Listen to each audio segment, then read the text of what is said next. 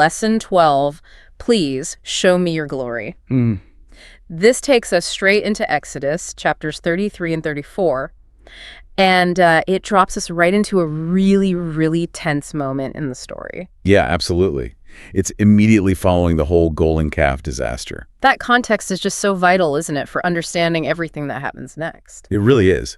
We're not looking at a high point here. This is a time of, well, serious failure and breakdown in the relationship between God and Israel. Right. And the core question Moses asks God, please show me your glory, that's really central to our deep dive today. Exactly. What does that even mean in this context? So our mission is to unpack that. We'll explore how the story unfolds, drawing on the insights from the sources and, pull out the most important takeaways. We'll go through it day by day, tracing that journey from a pretty deep tension towards hopefully some transformation. Okay, let's start with Saturday's material then. The introduction, the setting. So, yeah, lesson 12 in this Exodus series. It really focuses on the fallout from the golden calf.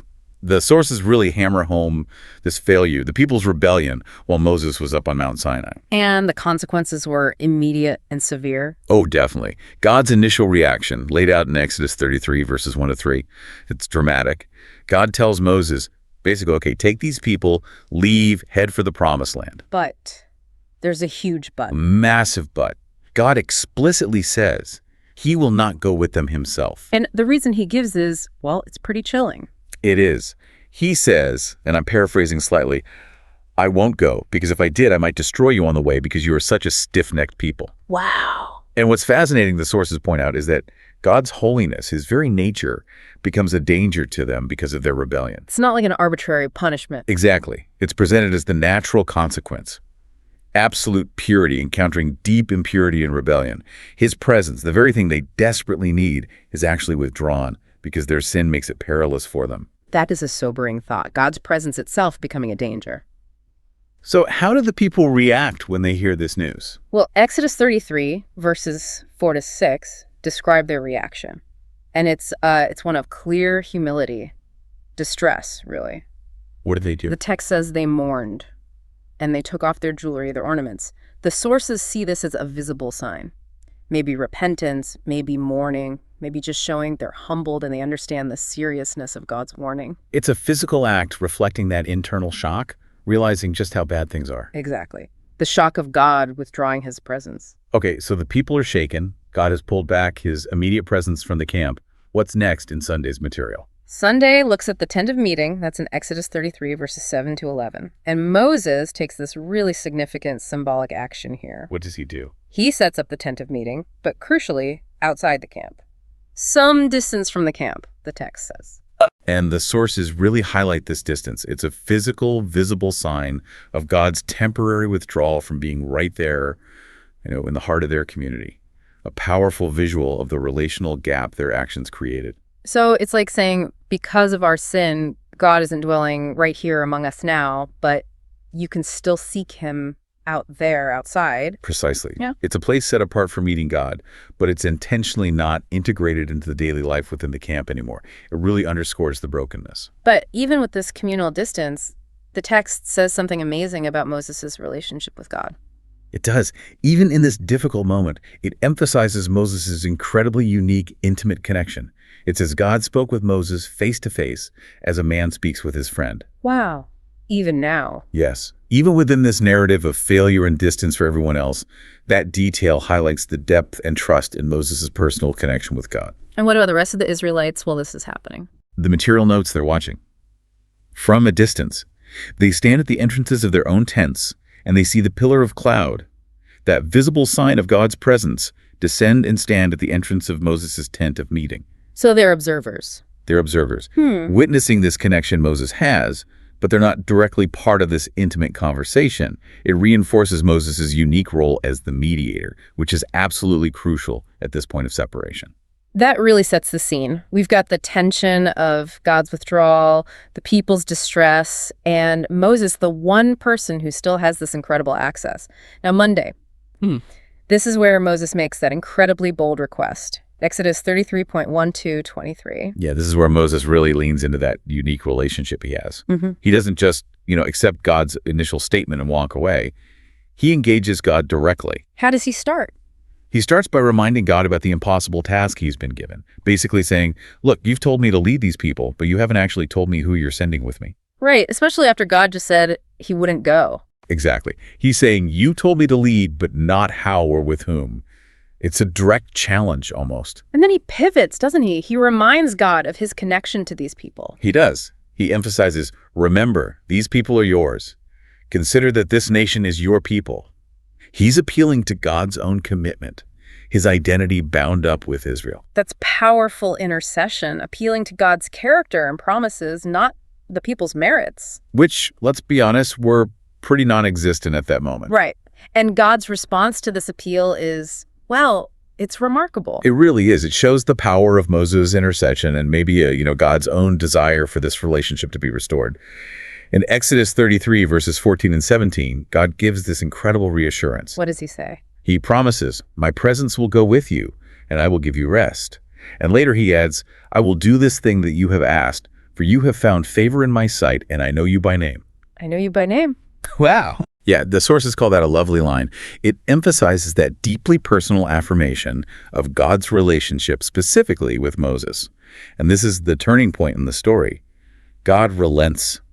He confirms his presence will go with the people because of Moses. Okay, so Moses gets the crucial reassurance he needed. God's presence is back on the table. And then, building on that amazing promise. Right then, after hearing, my presence will go with you, and I know you personally, Moses makes the jump, Exodus 33.80. He asks, now please show me your glory. Which feels almost counterintuitive. He got what he needed. Why push further? The sources explored this why, didn't they? They really did grapple with it. Was it just needing even more reassurance after the trauma of the golden calf and God's initial terrifying withdrawal? Or maybe something deeper. Possibly. Was it a profound hunger for a deeper understanding of God after everything he'd witnessed? Yeah. The plagues, the Red Sea, Sinai, the rebellion. One speaker suggested Moses now had a clearer picture of, what he was getting into, leading these people. And realized he needed more. Yeah. Realized he needed more than he'd seen already. More of God himself. Others felt it wasn't just about strength for the task, but a desire for God himself, a recognition of the incredible character he'd glimpsed, and just this yearning to see it more fully. Like he was fully committed, as one source put it. Exactly. Fully committed and wanting more of him. It could be seen as Moses making a kind of bid for a deeper level of relationship, a request born out of that existing intimacy, and God responds to that. That makes a lot of sense. It's not casual. It comes from the intensity of the moment, the weight of leadership, and that deep relationship. So how does God respond? This takes us to Tuesday's material, Exodus 34. Right. Tuesday focuses on God's incredible decision to reveal himself. It starts in Exodus 33.19-23 and then plays out in Exodus 34.1-9. God agrees to reveal something, but he sets a clear boundary. What's the boundary? Moses cannot see his face. God says he will make all my goodness pass before him, and he will proclaim his name, his character. So the focus is on goodness, on character. That's what God reveals as his glory. That's the crucial point the sources really underscore. God chooses to reveal his character, his goodness, graciousness, compassion, mercy, love, faithfulness, forgiveness. That's the glory Moses can actually apprehend. It's not just raw power or blinding light. Exactly. One speaker called this God's trump card, not in a game sense, but his most essential core nature, what he chooses to put forward as his glory that Moses can grasp.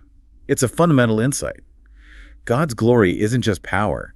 It's his inherent moral and relational perfection, his goodness.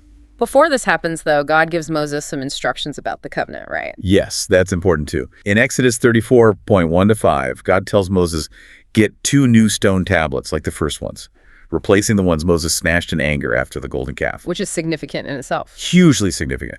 God is willing to start over to rewrite the terms of the relationship. Then God descends in the cloud to Sinai again to rewrite the covenant law on these new tablets. It's a powerful visual of God's commitment to restoring things, even after such a massive failure. And then comes that incredible moment.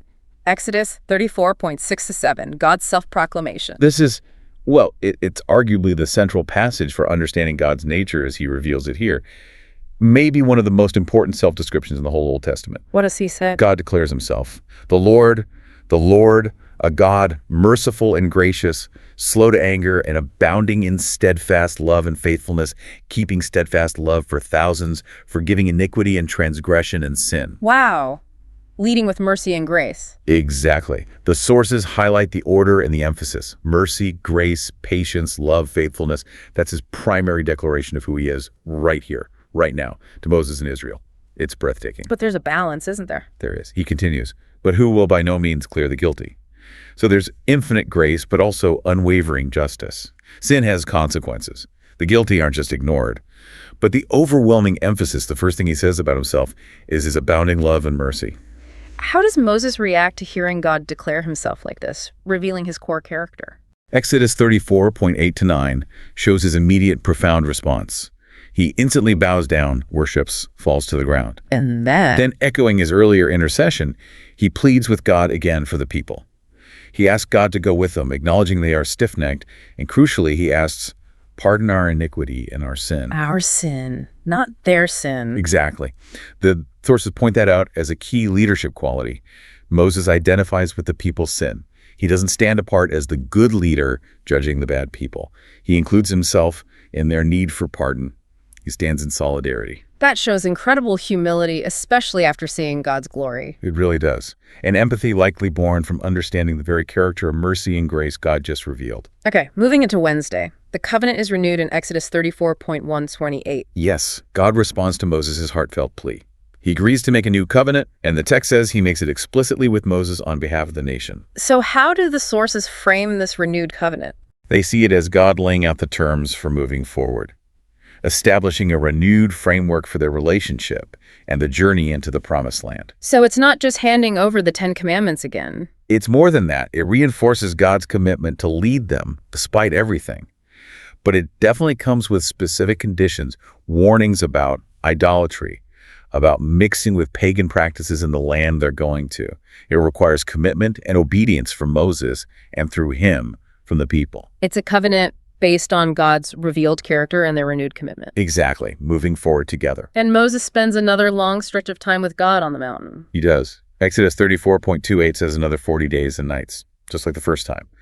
This incredibly long period just underscores the depth, the intensity of this renewed encounter. It solidifies the reestablished relationship, the significance of this covenant being written down again by God himself, a time of deep communion. And after spending that much time, that close to the divine presence, something visible happens to Moses. Thursday's material covers this in Exodus 34:29-35. Yeah, this is a really striking detail, isn't it? It carries huge symbolic weight. When Moses finally comes down from Sinai after those 40 days, his face is radiant. It's literally shining. And the text tells us why. Explicitly. It's because he had been speaking with God. He'd been in God's presence, specifically the presence of God's revealed character, his goodness. And this radiance, it has a dramatic effect on the people down below. It really does. The sources mention that people are actually afraid to come near Moses because of this visible glory reflected on his face. It's too intense for them, maybe intimidating. Which leads to Moses putting on a veil. Right. He starts wearing a veil when he speaks to the people after his encounters with God. He only takes it off when he goes back in to speak with God. And this is where the sources make that powerful connection, bridging this ancient story right into the New Testament and to us, the listeners. Yes, this connection is probably one of the most impactful takeaways from the whole week's study. The sources point directly to 2 Corinthians 3:18. What does Paul say there? Paul talks about how we, through Christ, can approach God with unveiled faces. And just like Moses reflected God's glory after being in his presence, the New Testament suggests that we, by beholding God specifically as revealed in Jesus Christ, are transformed into his image from one degree of glory to another. That principle, by beholding, we become changed. Exactly. It's powerful. And the sources clarify this reflected glory for us today isn't about our faces literally shining, right? It's something deeper. Absolutely. The discussion really emphasized that the radiance on Moses' face wasn't just from seeing, a dazzling light show. It was a physical sign of being saturated in the presence of God's character, his goodness, his grace, his mercy. So the parallel for us. The parallel, drawn from 2 Corinthians, is that as we spend time in God's presence, contemplating his character as we see it most clearly in Jesus, our characters can begin to reflect his character. It's not about mystical light. It's about becoming more like Christ in our attitudes, our actions, our love. And that transformation points us directly to Jesus himself. Yes, the sources strongly connect this whole theme to Jesus. He's presented as the ultimate, the clearest, the truest revelation of God's character. The idea is that any flawed, fearful, or distorted ideas we might have about God get corrected when we look at Jesus. Like he strips away the errors. Exactly. Seeing God as he truly is, without the rubbish of error and superstition, as one source put it, means looking at Jesus. His life, his death, his resurrection, it was all about revealing God's true nature so we could actually relate to him and serve him authentically. Which brings us perfectly to Friday's reflection and application. What's the big picture takeaway from Moses' request, God's response, and everything that followed? The central insight, the thing repeated and emphasized, is that God's glory is primarily his character, his goodness, his grace, his mercy, his steadfast love, his faithfulness. And the wonderful news is he wants to show us this glory. He doesn't hide it. He yearns to reveal it. And understanding this definition of God's glory, why is that so critical for us? Because our understanding of God's true character fundamentally shapes everything. Our spiritual life, our worldview, our relationship with him, how we treat others. The sources warn that wrong ideas about God, seeing him as harsh or arbitrary or mostly angry, injure our souls. They push us away. But knowing his goodness. Knowing his goodness, his kindness, his unwavering love, that's what draws us to him. In trust. In a genuine relationship, it's the foundation. So knowing God's character, especially through Christ, isn't just like theological trivia, it's life-changing. Absolutely. And the application flows directly from knowing about God to reflecting him. Our calling, going back to that 2 Corinthians connection, is to reveal God's character, his glory in our own lives. How do we do that? Through how we live, how we interact, how we treat people. One source even called this living demonstration of God's character his last message of mercy to the world, showing people what God is truly like through the lives of his followers. And it also involves that empathy Moses showed. Yes, embodying that spirit of identification, recognizing our shared human need for God's help, his pardon, standing with others in their struggles, not judging from a distance. That was highlighted as a key part of reflecting his character, especially in leadership. And Moses' initial bold request, it still holds significance for us too. It really does. It highlights that deep, perhaps universal human desire for God's presence, for a deeper experience of him. The sources framed it as Moses making a conscious bid for a deeper relationship, and God met him there. So it challenges us. It challenges us to ask ourselves, do we have that same deep hunger for God's presence? Do we make bids, reach out for a deeper relationship with him in our own lives? And maybe just as importantly, are we paying attention to how God makes bids toward us? So this deep dive into Lesson 12, please show me your glory. It's definitely not just an ancient history lesson about Moses. Not at all. It's about understanding the very nature, the character of the God Moses wanted to see more clearly, and recognizing that this is the God who is available to us now. Understanding his glory is fundamentally tied to his character, his goodness, his mercy, his grace. Revealed most fully in Jesus Christ. And realizing our profound calling is actually to reflect that same character in the world around us. It helps us understand this crucial moment in Exodus, see the connection straight through to Christ, and grasp why it matters so much for how we view God and how we're called to live today. Okay, so given that God's glory is primarily his character, his goodness, mercy, grace, and that we're called, kind of like Moses after being with God, to reflect that. Here's something for you, our listener, to think about this week. What specific aspect of God's goodness or his grace or his mercy, maybe something you saw in Jesus, or even in this Exodus story, could you intentionally focus on embodying and reflecting in your own interactions, your decisions this coming week? How might deliberately seeking God's presence, contemplating his character, how might that change your face, your demeanor, your approach to the world around you? Something to mull over?